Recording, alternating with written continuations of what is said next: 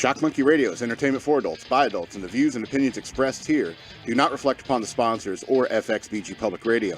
For additional information, please refer to the United States Bill of Rights. Stand warned. Holy cow, we're having some technical difficulties here.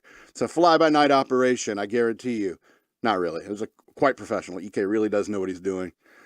Yeah, you ever see those Tim Pool episodes of Tim Pool IRL? When they went to the house, there's like two of them. The first time they went, the audio was kind of messed up and they had to like play musical chairs, but the second one, wow. I don't know if did I tell you about this? It was really, really bad. It's like the the audio was awful. And I was just like, FXBG Public Radio, they're quite professional. They know what they're doing. And I remember watching through that whole show and say, EK could handle this no problem. I don't know how to do it, but EK does. Wow, yeah, this monitor is like really flipping out. Holy hell, John. Anyway, I'll read that later, sir. You do know I do my show at Wednesdays at 2 p.m. I know it's not doing it now. Now that you're looking at it, it's not going to flicker or nothing. Anyway.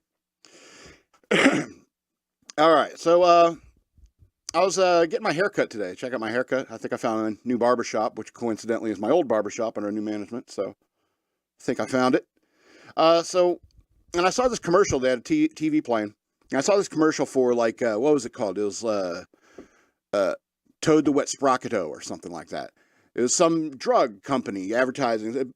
Ask your doctor, ask your physician if Toad the Wet Sprockito is right for you. And I was thinking, it's like there's some people who are upset about those commercials on television. It's like, should these drug companies be advertising on television? But Pepsi and Coke can advertise on television. You seen any flickering? No. It's only on this one. Okay. Might be a problem with the monitor. Yeah. That might be what killed the video. Yeah, we had like technical difficulties with the video monitors. So anyway. You may have to view without yourself today. That's fine. That's fine. I distract me anyway. But, these drug commercials are on TV, but I'm like, Pepsi can advertise on TV. McDonald's can advertise on TV. But like then you have products like tobacco are not allowed to advertise on TV.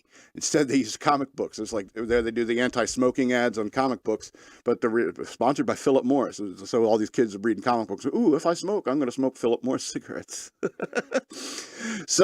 I mean, it's weird, these advertising rules. And because, Pepsi is a drug. Caffeine and sugar, that's a drug, and so is, Toad the Wet Sprockito and, all these other drug companies. They're all drugs. And even McDonald's is peddling drugs. It's sugar, So you got to ask yourself, is like, what isn't a drug? Water. Water. That's about it. Because, anything else, you say, even like bread and water. It's like, why are you giving drugs to that prisoner? That'd be, inhumane conditions because it's carbohydrates, man. It's compacted, twisted sugars. So I found it interesting while I was getting my hair cut in total silence by an older gentleman who asked me, what kind of haircut do you want? I told him, and that was the last thing he said until he said $22.50 or whatever it was, And he did such a great job, and so, I mean, I think I found my barbershop. I didn't have to wear a mask. I didn't have to fill out a questionnaire. When was the last time you had contact with somebody with COVID? No. I come in, the guy's just sitting in his chair, watching two guys rebuild cars, asks me my haircut, cuts my hair the way I wanted it within like 20 minutes, out the door. Here's your tip, sir. Thank you. So anyway, it's just, sometimes it feels good to get a good haircut, It's like, I don't want to talk to you. I do miss, there was a lot more color in that barbershop before because it was a bunch of like tatted up ex-Marines and stuff like that. And being a Navy guy who never really saw any action or anything like that, it's like, I like hearing these stories about the guys who were the, the tip of the spear and live vicariously through that because I'm too gutless to serve in the Marine Corps or the Army. And so, I mean, it's people will say to you, it's like, oh, thanks for your service and stuff like that. It's like Navy, I don't know. It's just not the same as those guys. People want to say, it's like, you're a veteran. And it's like, yeah, technically, like on paper. Anyway.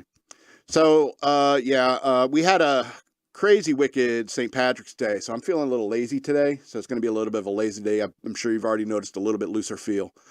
So it's going to be a little bit lazy today because St. Patrick's Day is the one day a year when everyone else drinks as much as a sailor does. And so because I'm a sailor, it turned into St. Patrick's weekend. So it was like 3 days of beer. So I had I'm just not as young as I used to be. I can't bounce back as quickly. So I'm a little lazy today. But I did go bowling this weekend. I wasn't driving. I went bowling, and I was with my niece. I went bowling with my niece. And as we were bowling, yeah, she was driving. She's 9 years old. All right, back up. Jeez, everyone wants to know the details. So after teaching her how to drive to the bowling alley, we got to the bowling alley, got a lane, and we started rolling, She'd never been bowling before. She's still a little young, a little weak to really get it. We had the bumpers up on the thing, so I never did a gutter ball, And what's sad is I still only bowled like 110. I was awful. But we were sitting there, we're bowling, and there's this other lane, like three or four lanes down, and we're sitting there kind of having a conversation in between, rolls, and all of a sudden I see this young teenage girl, maybe like 14, 15 years old. And she walks by our lane and she's like crying and has her like hand over her mouth and stuff like that and weeping, you can tell. And I look over at her lane and everyone's like looking confused, like, is she crying? And I'm like, oh man. And as that girl walks by, I'm thinking, what's the matter, princess? What's the matter, snowflake? Does someone not use your pronouns correctly? I'm going to storm off because they won't recognize that I'm a Zer. She walks by and my niece says, Uncle Scott, did you see what happened? And I was like, no.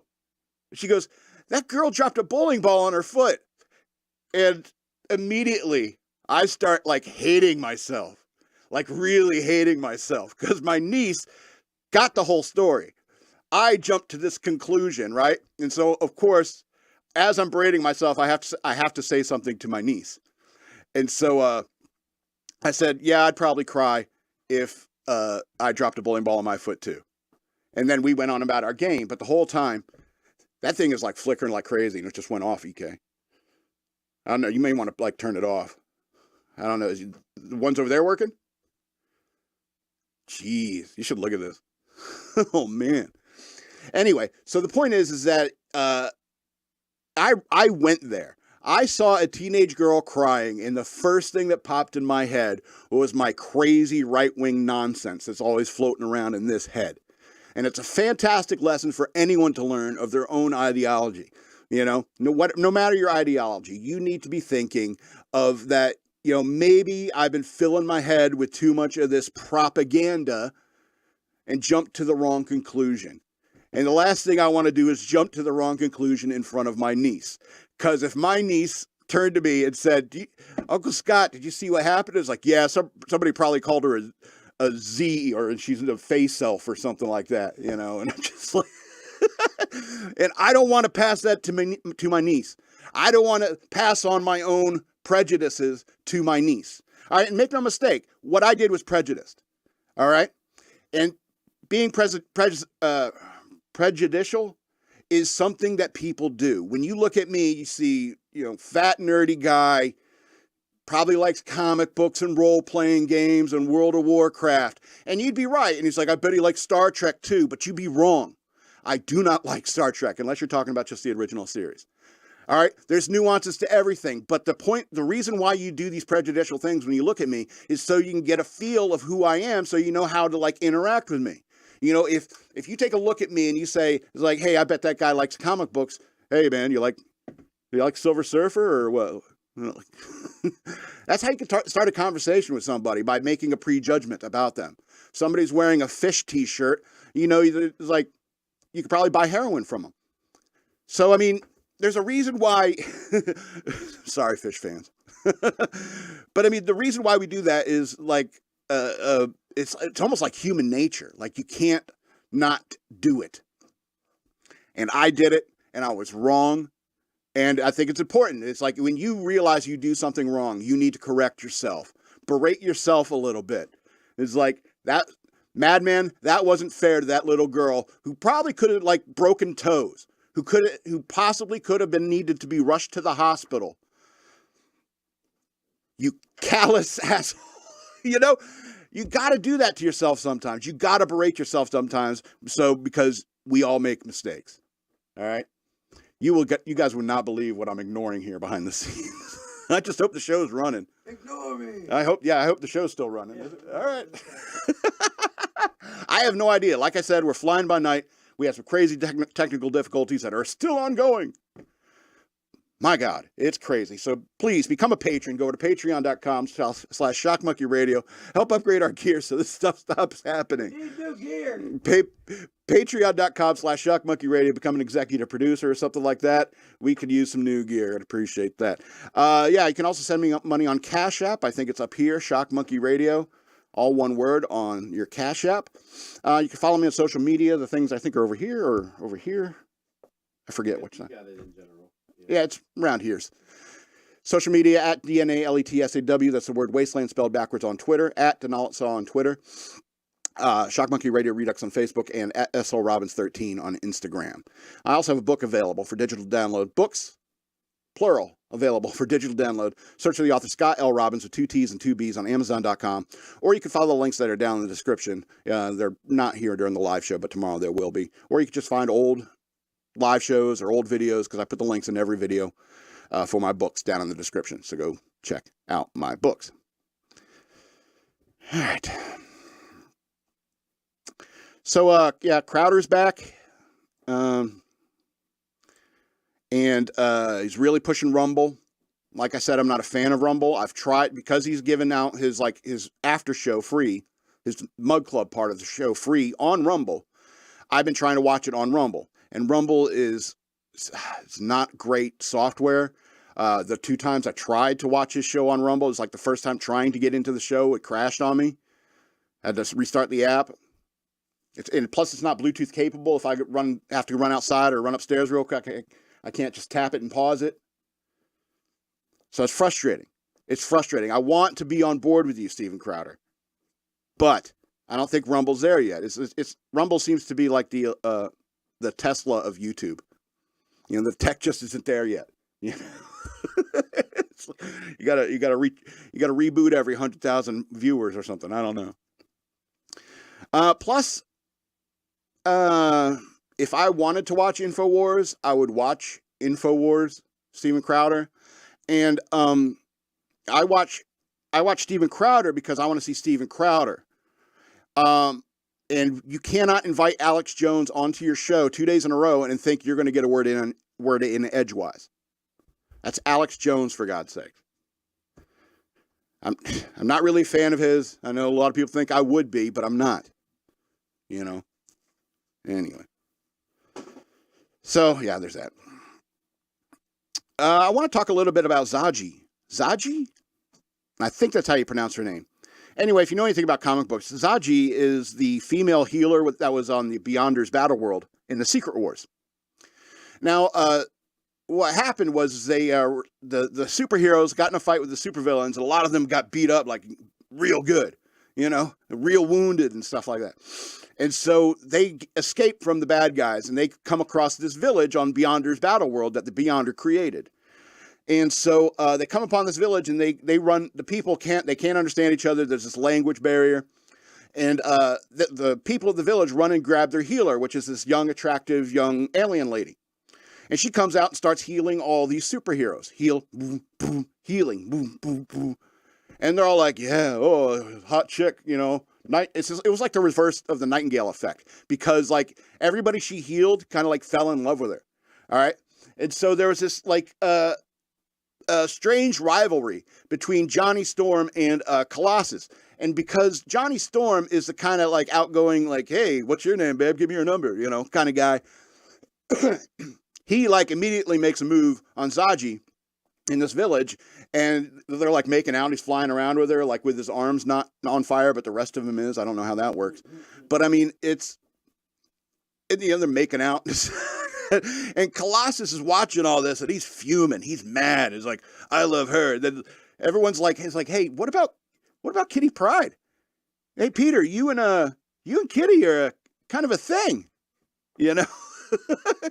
And so Colossus is like, getting all pissed about Johnny Storm and like professes his love to Zsaji as well. There's this weird romance that happens in the middle of the Secret Wars. This weird love triangle romance that happens in the Secret Wars.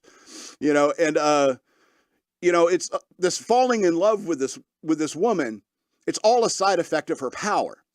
And at first, the first reading I read that, I was like, man, Zsaji's kind of a nasty girl, because she's like, oh, Johnny, she loves Johnny Storm. And then Colossus comes and professes his love. And she's like, oh, Colossus. And they're like, hey, what about Kitty, Colossus? What about Kitty Pryde? But I think like nobody wants to mention this, but I think Kitty Pryde was like 14 or something like that. just putting that out there. All right, I think Colossus was like an 18-year-old guy from Russia who could turn into metal. And I think Kitty Pryde was like a 14-year-old girl who could walk through walls. Anyway, just putting that out there. And so, but I thought, Zsaji's getting around. She must get around when she heals people. But then I also started thinking, it's like maybe when she heals somebody, she falls in love with them. It's like, if it's like psychic healing, you have to like enter the person's mind, and you have to like, your minds become entangled, and you really know each other. You really know each other, and you're like, oh, I like that person. Kind of like the Dark Crystal, where the Gelflings dream fasted, where they clasped hands and they like went into each other's memories and stuff like that. You remember that from the Dark Crystal? That was an interesting like psychic thing that the Gelflings could do, is that they could touch and they could dream fast, and they'll give each other's memories, and they'll begin to like each other, know each other better. So I think that was an interesting story, and maybe it leads into that like Ian what's that called? ENM type people. It's something you could argue for. Ethically non-monogamous. It's like, yeah, it's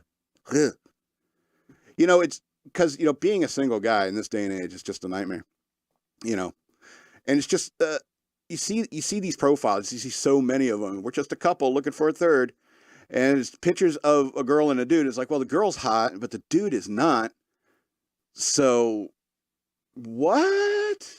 I don't know how this works. Because, I mean, trying to, like sell one person, like me. If I'm on there trying to sell me, on Tinder, that's one flawed human being you have to put forward and, like, put the brightest shine on. But if you're trying to put two people out front and center and put the brightest shine on two people, your efforts are kind of divided in many ways. Yeah, if you're trying to sell two people to one person, is crazy. That's crazy. I don't know how you people do it. I mean, it's a nightmare. I just wish I'd get, I don't know, summoned to some battle world, and some healer heals me after a fight with bad guys, and she has to love me because she read my mind. Because I think that if a woman could really know my mind, I think she'd like me. I like me. I like this mind. I like wandering around in here, where I'm thinking about obscure characters from comic books you've never heard of. Anyway, like I said, looser feel today. I want to talk about the baseball rules again.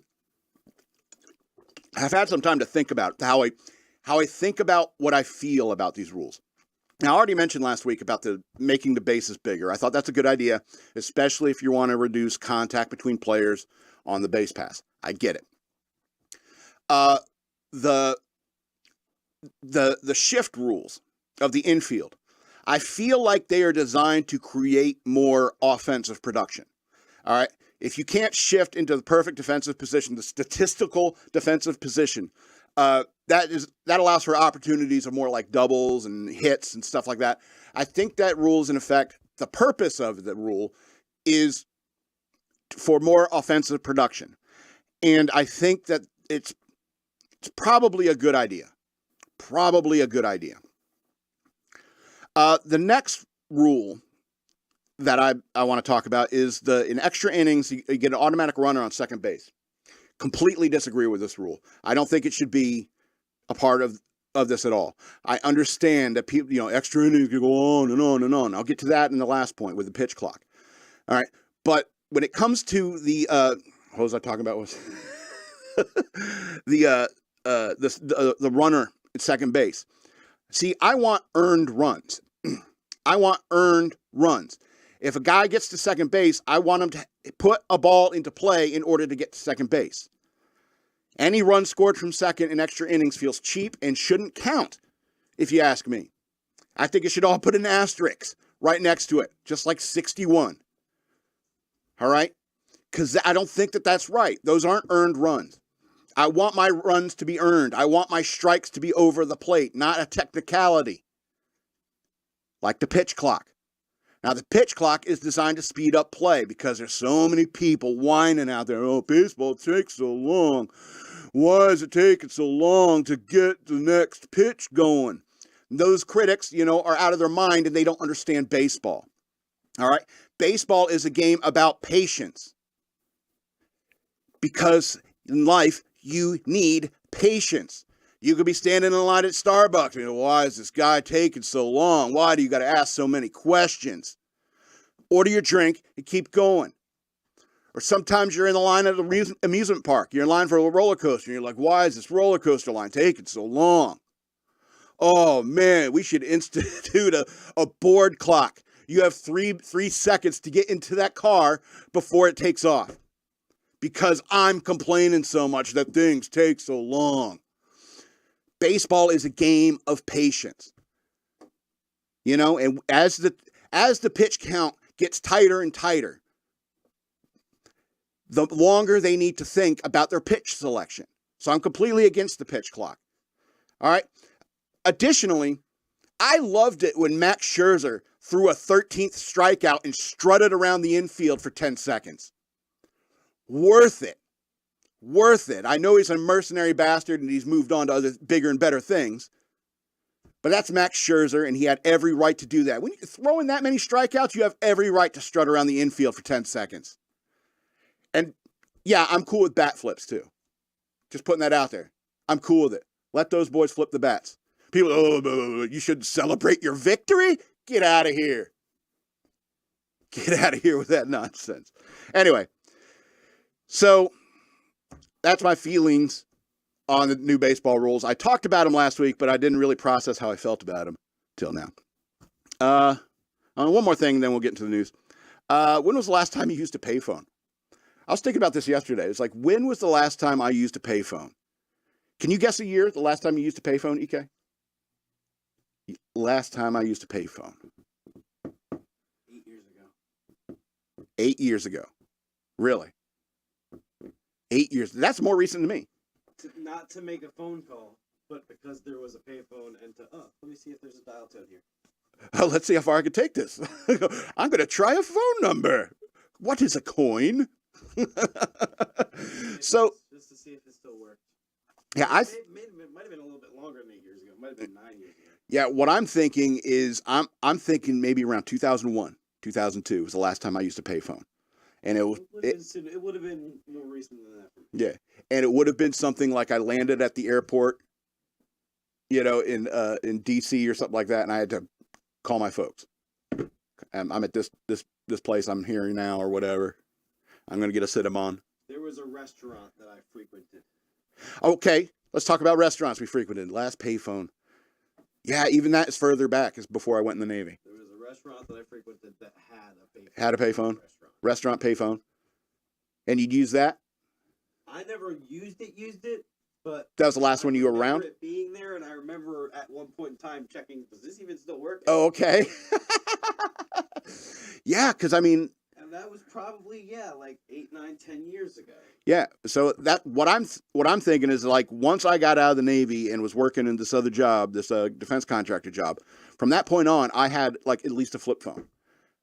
So from that point on, so I'm thinking around 2003 is the last time I used a payphone or even looked for one. And so it brings up so many things about like freaking and hacking. It's like people don't know, like the first hackers were freakers. There were people who knew how to like take a public payphone and make free calls with it. They knew what everything, like 411, 311, 611, all that stuff, do. They could connect to an operator. You remember Hackers, right? One of the most accurate things about the Hackers movie was the Freakers. The Freakers were the most accurate. because by that point, the movie come out is like the phone companies figured a way around all those things at that point. And so, but one thing you could still do is that like when the freak got arrested and he would put him in jail and said they put a cord in the machine and dialed the number. And then they locked up the pad so he couldn't access the pad. And so he just hangs up the phone and then 1, 2, 3, 4, like 10 times or something like that. And that'll take you directly to an operator. And he says to the operator, yeah, I'm trying to connect to this number because he doesn't want that call to be traced. Accurate freaking stuff, you know? And so it's interesting that to be able to just click the dial. Yeah, until you got an operator. Yeah. Yeah. And so, I think that's a big part of why those things like got phased out of society. Because, I mean, you'd even get to the point where it's like public phones. Like, you ever seen that movie Phone Booth? Yeah. Great movie, but you got to understand, that was a New York City payphone. And being trapped or stuck inside a New York City payphone for that long will wear on anyone's nerves. You wouldn't even need a guy with a rifle talking to you on the phone. It could just be a conversation that's going on too long because it is a New York payphone. And I think that's why like cell phones or like the development of cell phones was a necessity because so many people would walk into a phone booth in any city and be like, I am not going to put my face against this thing. Have you been in phone booths in cities? Oh my Lord. It's like that scene in Adventures in Babysitting with you're in my house. He kicks his slippers at the door. You just moved. That was Penelope Ann Miller playing that girl. Do you know that? Wow. Yeah. They gave her the nerdy haircut, you know, and they put her hair up in a goofy, nerdy way and gave her glasses and made her push up the glasses a lot. But that's Penelope Ann Miller. She's a hottie, and you know, but they're trying to make Elisabeth Shue shine. And Elisabeth Shue shine. Is that going to be the name? Elisabeth Shue shine. New band name. I think it's the title of this episode. Anyway, let's get into the news worth knowing. Okay, I guess, I suppose we're going to have to talk about Trump. So Trump supporters outnumbered in New York as a few take up Trump's call to protest. So unless you've been living under a rock, maybe Trump will be arrested. So former President Donald Trump's supporters are far outnumbered in New York City ahead of his potential arrest on Wednesday. Despite the Republicans' calls for voters to protest, all in caps, mind you. Demonstrators cheering on the potential indictment against Trump gathered outside the offices of Manhattan District Attorney Alvin Bragg, drowning out a handful of protesters that were supporting the former president, according to Politico. The grand jury is set to meet again on Wednesday. I wish more people had shown up, Trump supporter Philippe Lejeune told the outlet. Law enforcement sources say the indictment against Trump was unlikely to come down on Tuesday, however, saying it wouldn't come until Wednesday at the earliest. If Trump is truly indicted, it will galvanize more of his supporters to protest. Out of an abundance of caution, the NYPD ordered all 36,000 of its officers to be in uniform and on standby in anticipation of Trump's potential arrest on Tuesday. Now, it's not like cops are stopping crimes or anything in New York. U.S. Capitol Police also erected barricades and called for more manpower ahead of the potential indictment, but few protesters showed up and Trump remains unmolested. Unmolested? Why? There's got to be a different word you could use. I don't want to think about Trump being molested. He wasn't molested. They said unmolested. Ugh. It puts it in your mind. You know what? Anyway. The USCP clarified Monday that it was not aware of any specific threat against the Capitol, but is making preparations out of abundance of caution. Several law enforcement groups were scheduled to meet at noon on Monday at NYPD headquarters in Manhattan to discuss the logistics of a potential indictment against Trump. Good Lord. Anyway, let's go. I'm going to skip this last paragraph. Some Democrats fear that the potential charges are not up to the task and could backfire, making it harder for allegations to stick related to the two other investigations into Trump. Bragg's investigation is just one of three Trump is facing, and the charges stemming from it may be the easiest ones for Trump to defeat. A failed prosecution of former president, whose opponents have long dreamed of locking him up. That's opinion, Fox. That's opinion. Could only serve to bolster his common refrain that he is a victim of a witch hunt. Yeah, Yeah, he is the victim of a witch hunt. The wet dreams of liberals for the last 6-7 years have been about locking up President Trump. And so I cannot tell you, they are so hard for this. They are so hard for this. But any judge worth his or her salt, should throw these cases out. Statute of limitations, my friends. Because that's all the media really wants, is they want to either have a picture of Trump in handcuffs, a Trump mugshot or something. They want something like that, and or Trump being the candidate they face because they think they can beat Trump, and they may be right. Because here's what I think it is when it comes to Trump voters, people who vote for or not for Trump. All right, I think those people have already made up their mind about Trump at this point. All right, if you see this going on now, and you're the kind of guy like, that seems kind of like, going after your political enemies. After all, this DA's in Manhattan. Trump's in Florida. And it's like, you're not fighting crime in Manhattan, but you're worried about a case from 10 years ago from some guy who lives in Florida. Can't tell me it's not a witch hunt. It is. All right. And I don't think it's going to galvanize the base for Trump that already supports Trump, or it's going to even bring people over to Trump that weren't there already. I think people who are going to vote for Trump or vote against Trump already know where they stand. So, I mean, the point is that this is all so irrelevant. It's I can't even believe the taxpayer dollars are being spent upon this. After all the stuff that's come out about the January 6th stuff, nobody's really talking about that anymore. Nobody's really talking about the banks much anymore. The January 6th stuff, all this, new information comes to light about January 6th, and there's still people sitting in prison over this January 6th stuff. And this is why no one wants to come out and support Trump in the streets. They see what happened to the other protesters that supported Trump. They got arrested for no reason, thrown in prison with no real charges. That's why when Trump says protest, protest, protest, even his most ardent supporters are like, no way, I'm not going to jail for 4 years, because they're trying to get him or anybody who supports him. Can't tell me it's not a witch hunt. And rounding up your political enemies is Stalinistic. Anyway, I'm going to move on to this next story.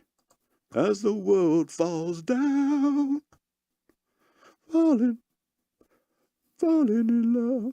Okay, so, Fox News footage shows release of Chinese nationals into the U.S. amid massive spike in encounters. This is exclusive from Fox. Footage taken by Fox News this week shows how Customs and Border Protection are releasing busloads of Chinese nationals into the U.S. interior, just as U.S.-Mexico border is seeing a 900% surge in encounters with migrants from the communist regime. 2 busloads of migrants were released to a non-governmental organization in Brownsville, Texas. CBP told Fox that they were released with notices to appear because there are so many crossing in and no space to house them. Migrants released with NTAs were given court hearings for their immigration cases, which could take between 4 and 7 years to resolve. Lord Almighty. Officials say the Rio Grande Valley sector, one of the busiest sectors along the border, has seen more than a 900% increase in Chinese nationals over the same time last year. Across the southern border, there were more than 55 encounters with Chinese nationals in February of 2022, and there were 1,368 in February of 2023. In fiscal year 2021, there are 450 encounters with Chinese nationals overall. In fiscal year 2022, so there are 1,176. So far in this fiscal year, there have been 4,366 since October. The apprehension of Chinese nationals gives a glimpse into the global nature of the U.S. border crisis. Officials said last week that there have been migrant encounters from 147 different countries this fiscal year. Oh, Lord. Border Patrol Chief Raul Ortiz, meanwhile, has testified to lawmakers that the Department of Homeland Security does not have operational control of the border, suggesting that they have a number of sectors that are being overwhelmed by the enormous quantity of migrants they are encountering. He also said he disagreed with President Joe Biden's decision to stop border wall construction. There are more than 1.7 million encounters in fiscal year 2021, with more than 2.3 million in fiscal year 2022. fiscal year 2023 has been on track to outpace those numbers. But there has been a decrease in numbers through January and February. It's cold. The Biden administration has linked that decrease to measures introduced in January that include humanitarian parole program and expansion of Title 42 expulsions. It also proposing a rule that could make migrants automatically ineligible for asylum if they entered illegally and if they crossed through another country without claiming asylum. Okay. That rule will be implemented for the end of Title 42, a public health order that has been used to expel migrants due to the COVID-19 pandemic. The order will end along with the end of the public health emergency on May 11th. Officials have warned about a potential surge in migration at the border once the order drops, as well as an increase in numbers processed by the United States. Republicans have blamed the administration for rolling back Trump-era border protections by releasing more migrants into the interior, saying that those policies have encouraged more migrants. That criticism was on display Tuesday in reaction to Fox News reporting. This is a quote, now the Biden administration is releasing Chinese illegals that have come across the southern border. They're not even trying to enforce the law, said Senator Josh Hawley of Missouri on Twitter. The administration, however, excuse me, the administration, meanwhile, has blamed Republicans for failing to provide additional funding and for voting against immigration reform measures introduced on the first day of the administration. Took aim at specifically the GOP budget proposal on Monday, which it called a 5-alarm fire, and will cut staffing for the Customs Border Patrol. Jeez. Yeah, this isn't good. Chinese nationals. You know, I wonder if the Chinese sends scientists. I would imagine they would want to send scientists to make fentanyl inside the United States to save shipping costs. You know, I would think they'd either send scientists or soldiers, and I wonder once they get here, they're like, screw China. This place is awesome. That's what I hope anyway. That being said, you know, this border problem is really needs to be dealt with. Anyway, I got to keep moving. Biden's Department of Justice is quietly trying to orchestrate taxpayer-funded bailout for Moderna. Biden administration quietly inserted itself into the private patent infringement lawsuit two biotech companies filed against COVID-19 manufacturer Moderna in a move experts could establish as a dangerous precedent. Blech. In a surprise filing last month, U.S. Attorney David Weiss issued a statement of interest in the case on behalf of the Department of Defense and the Department of Health and Human Services, invoking a rarely used 1900s law to argue that the federal government should take on any liability for patent infringement Moderna may be guilty of related to the development of the COVID-19 vaccine. Oh, my Lord. Legal speak. Quote, whereas here the government directly contracts to procure the allegedly infringing goods or services in a contract that grants authorization and consent, the benefit of the government is inherent, the filing stated.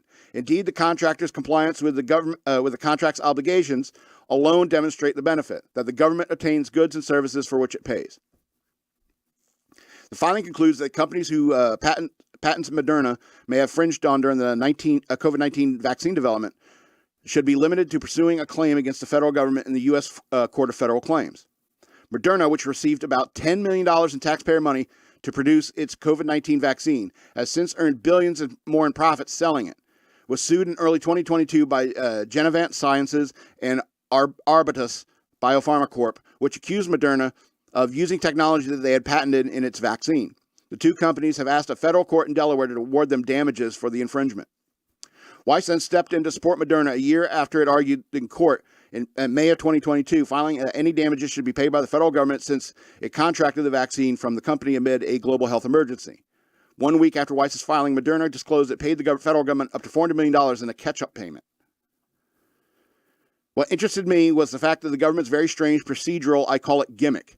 Susan Braden, a former chief judge of the U.S. Court of Federal Claims, told Fox News Digital in an interview, I'm a former federal judge. Is there an echo in here? Braden said, people don't generally just pop out in the middle of a lawsuit unless they want to move to intervene, or they have something at stake in the case that would make them want to be a party. Well, I don't understand any of this. So, yeah. Yeah, I'm tired of government meddling in the affairs of businesses, you know, and this weird hand in each other's pocket thing they got with the government, you know, big corporations and the government hand in each other's pockets. It's disgusting to me. I think it should be disgusting to everybody, right? Anyway, let's move on. So Special Forces veteran, falsely labeled a domestic terrorist, says FBI also targeted his family. Quote, it's horrible. Founder of a veteran-led emergency prevention organization accused the FBI Tuesday of falsely labeling him as a facilitator of domestic terror, adding that his family has also been targeted over the association with this group. Former U.S. Green Beret service member Mike Glover, who founded an American contingency to provide disaster relief and support, told Fox News that he feels betrayed by the country he spent nearly 2 decades protecting after a whistleblower complaint exposed by Representative Jim Jordan, the current chair of the House Judiciary Committee, confirmed that his organization was targeted by the FBI and falsely designated a facilitator of domestic terror. It's horrible, he said in an interview on Tuesday on Tucker Carlson. I'm an entrepreneur first. That's what I wanted to do after a long time of service. And it just sucks that I'm being targeted by a country. My mom was targeted. My mom's Facebook account was deleted because the FBI communicated to social media and destroyed all the social media accounts. My mom came here from Korea from meeting my military dad in the Army, and we're dealing with this. She is dealing with this. Her small beauty salon is dealing with this. Well, I mean, it is a beauty salon. They're going to talk about it. You know. In a letter made public in September, Jordan said the FBI associated American contingency with the domestic terrorism, despite its own investigation proving otherwise, in an effort to advance a misleading political agenda, quote unquote. Anyway, quoting an unnamed whistleblower from inside the Bureau, Jordan said the FBI investigated Glover's military records, his veteran's disability rating, and even his monthly disability benefit before ultimately determining he was not a perpetrator or instigator of domestic terror, but instead a decorated veteran of the United States, whose military record and frequent social media posts reflects his patriotism for the United States. However, the FBI maintained a terror organization on American contingency despite thoroughly investigating the organization and its founder, Jordan's letter states. Quote, I'm a retired former special ops guy, sergeant major. I have an impeccable career. I've done nothing wrong, never broken any laws, and they went into my career. Glover told Fox News host Tucker Carlson. Luckily, somebody in the FBI, likely an FBI hostage rescue guy that I worked with overseas, did a report. And I don't know why you're looking at this guy, but cease and desist. Glover said that he was suspicious that he was being targeted after he was suppressed online and booted from various social media platforms. Quote, it is something that I thought of was a rumor because I was getting suppressed and deleted, canceled off of every social media platform, but it wasn't. It was something that was true, he said, crediting the whistleblower for speaking out on his behalf. Glover, who hosts the Black Rifle Coffee podcast, said he believes he is a victim of DOJ's effort to target political ideologies with which they disagree, adding that their tactics eerily resemble those he used in the war on terror, which he witnessed himself firsthand in his time overseas. If we're talking about subversion, sabotage, we're looking at government entities going for citizens. These are the first precursors to operational prepare the environment. We call it shaping the environment. I don't like seeing it as somebody who served in a very long time who wants to live in peace. Amen, brother. When contacted in response in September, the FBI told Fox News, we have no comment on any specific group or individuals. However, FBI does not and cannot designate domestic terrorist organizations. The FBI can never open an investigation based solely on the protected First Amendment activity. We cannot and do not investigate ideology, the FBI statement continued. We focus on individuals who commit or intend to commit violence and criminal activity that constitutes a federal crime or poses a threat to national security. The FBI's mission is to protect the American people and uphold the Constitution. One does not come at the expense of the other.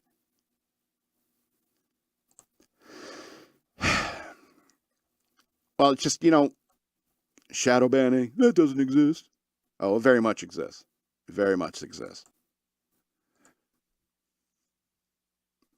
And that's Black Rifle Coffee, the guys. Those guys are like, they advertise it like almost every single conservative podcast you can think of. Black Rifle Coffee's advertising there. So they're kind of a big deal, They're not throttling my social media yet.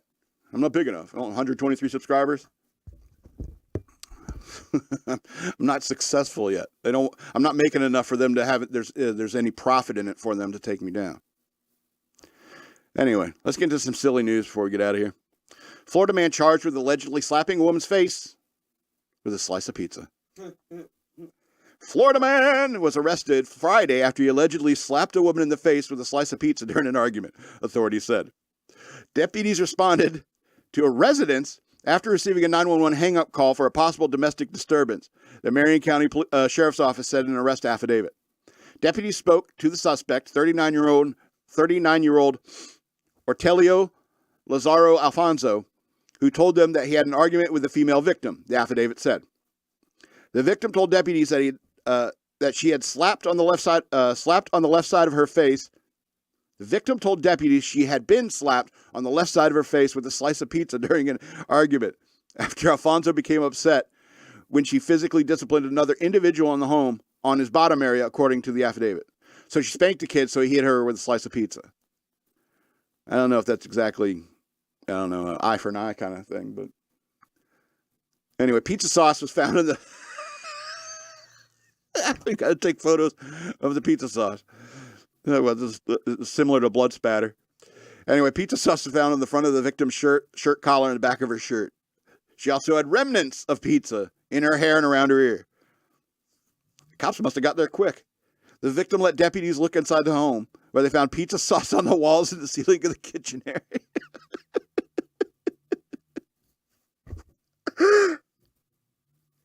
How crazy did it get in there? Alfonso was detained and told deputies that it had been an argument with the victim.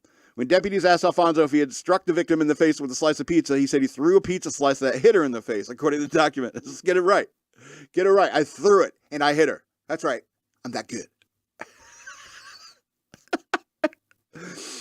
The defendant advised that he would not physically strike the victim with his hands, just with the pizza. Like, yeah. It's all, but you still got arrested on a battery charge and booked in Marion County Jail. He was later released on his own recognizance. Oh, man. Look, there's only one acceptable moment where it's okay to use food as a weapon.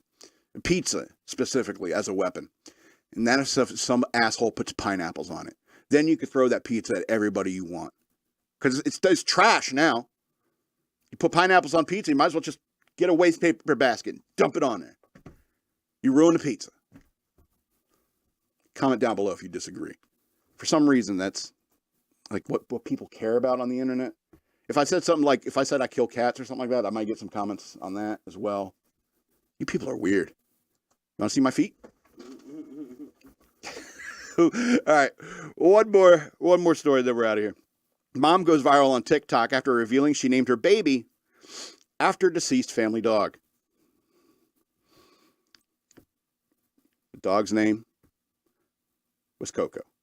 Now, I picked this story because my mom always, when she'd get mad, Scott!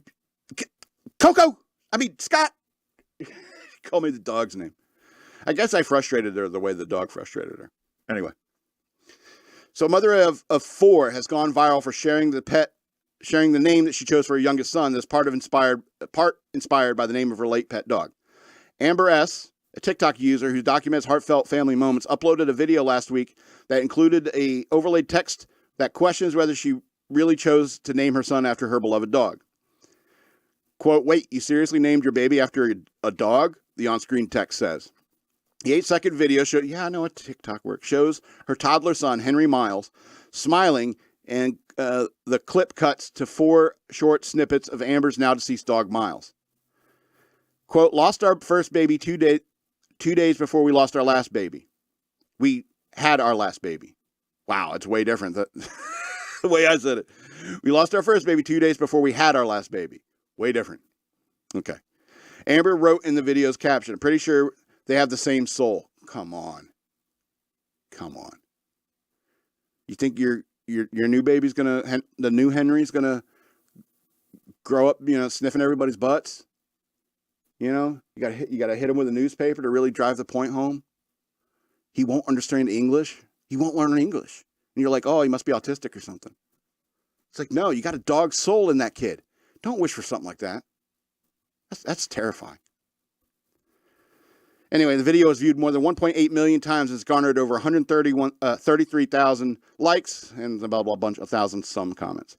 Fox News Digital reached out for comment. TikTok users have mostly been supportive of Amber's choice for her in honor of her late dog. But why not name him something that's the purest thing on earth? One TikTok user wrote on Thursday, March 9th.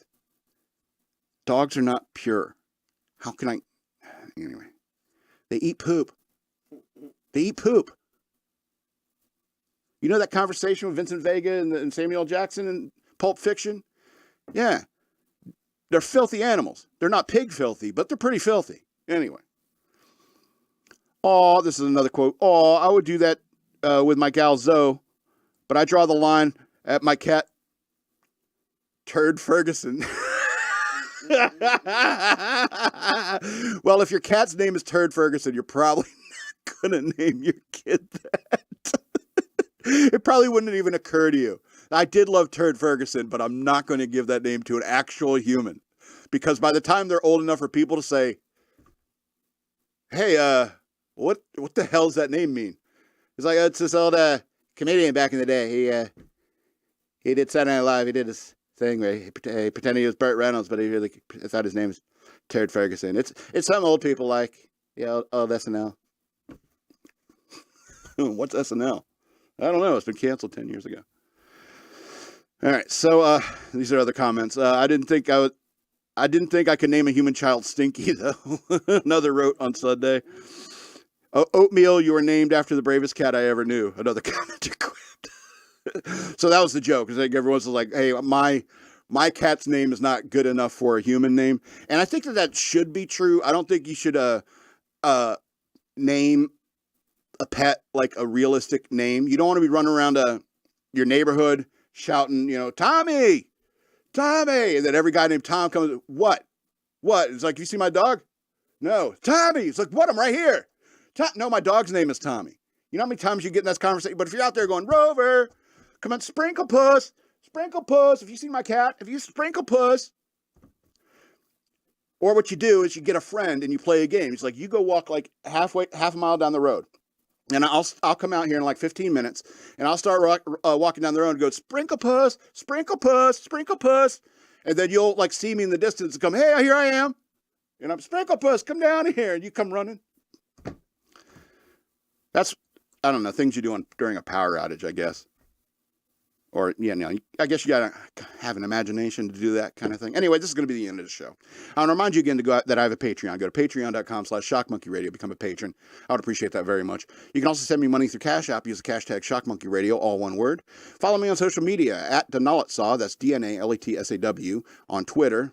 That's the word wasteland spelled backwards. Shock Monkey Radio Redux on Facebook, and at SL Robbins 13 on Instagram. Buy my books. My books are available for digital download on Amazon.com. Search for the author Scott L. Robbins with 2 T's and 2 B's, or you can follow the links down in the description below. If you can't find them today, they're there tomorrow, or you can find an older video and follow those links. This has been Shock Monkey Radio. I'm the Madman, and I love you.